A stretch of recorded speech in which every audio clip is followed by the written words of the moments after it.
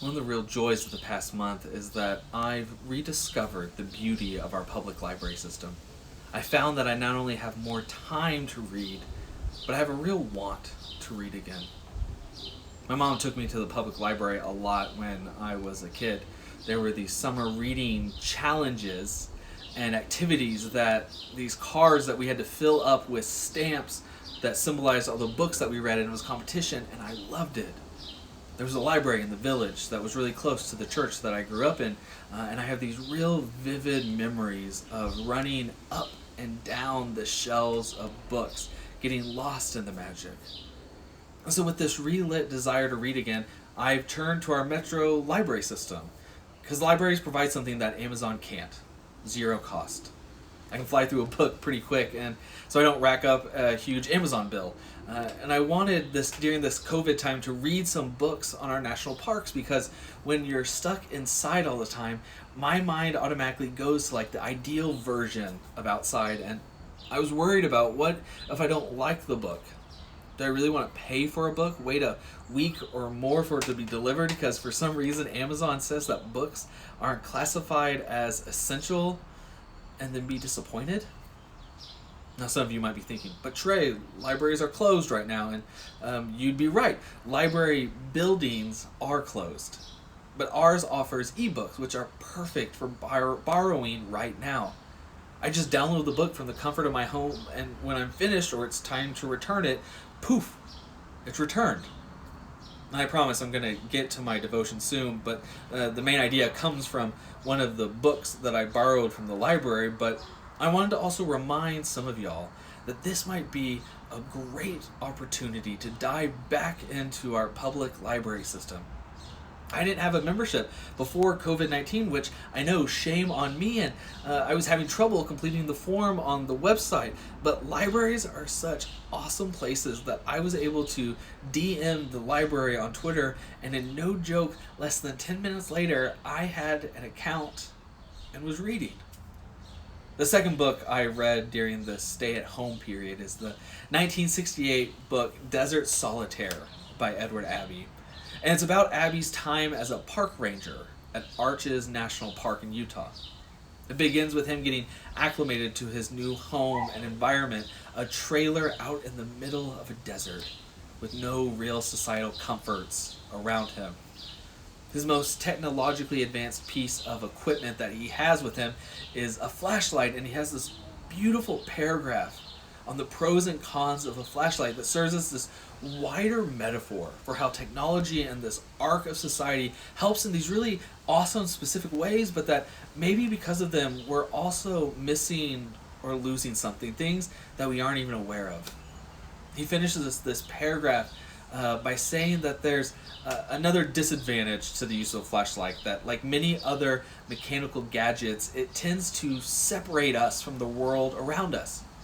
If I switch it on, my eyes can adapt to it, and I can see very well in the small pool of light that it gives me, but also I become isolated from everything around. But leaving the flashlight in my pocket, I remain part of the environment that I walk through, and though my vision might be darkened and a little limited, it has no sharp or definite boundary, and I can be one with my surroundings. This isn't a rant against technology. In fact, without technology, we'd be more isolated and alone during COVID-19 than we already are. Technology can expand the ways in which we interact with each other and with the world. But instead, I think it's a good reminder that with any of our comforts, we can become so used to them that, like with a flashlight, we become so reliant on them that we miss out on the rest of the world around us. We're used to picking up food for dinner, that we miss out on the joy of cooking. We fall in love with our work that we forget about leisure and rest. I think for a lot of us, I hope COVID-19 has helped us all rediscover the importance of intentionality. Losing our comforts, it can hurt. We can be sad about that. But we can also learn from it. What things are you having to go without?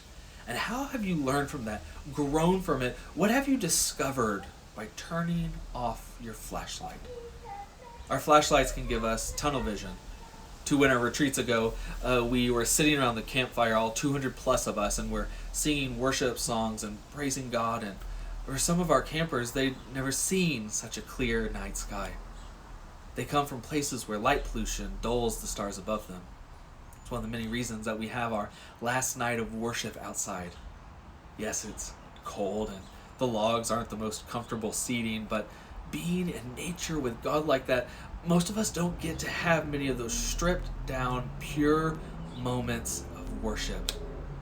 We asked all of our campers to keep their phones in their pockets, to turn off their flashlights, promising them that their eyes would adjust. But the fire alone was light enough. Eventually, everyone went back to their cabins while the senior class hung back with some of the adults for s'mores and to talk about preparing for their final semester of high school.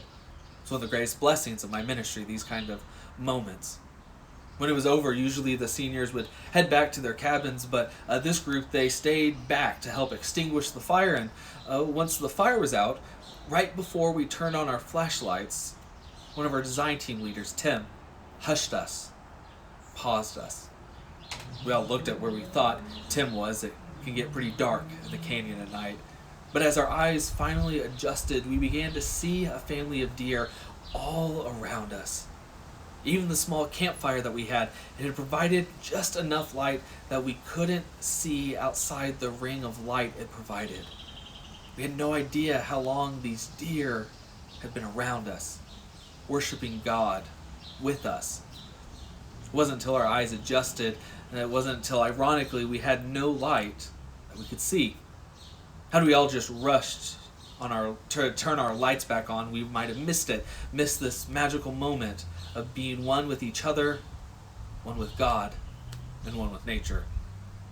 We all want to return to our old lives. We want health, want to push back fear and regain a sense of safety and normalcy. And we'll get there, I know we will. But in the meantime, I hope that with the loss of our flashlights, that our eyes are beginning to adjust. That we aren't so focused on that small pool of light that our comforts provide us, but that our eyes and our hearts are opening up, that we're seeing a little bit more. Paul says in 1 Corinthians 13:12, "For now we see in a mirror dimly, but then we will see face to face.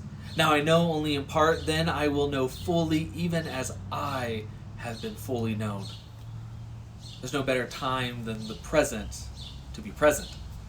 With so many things closed, with it so hard to look forward, why not choose to be present? Because we have no other choice, so be present. I wanted to close by taking a moment to say thank you to all of you listening. The words of encouragement, the emails, the Facebook messages, and the phone calls, they mean so much to all of the staff at church.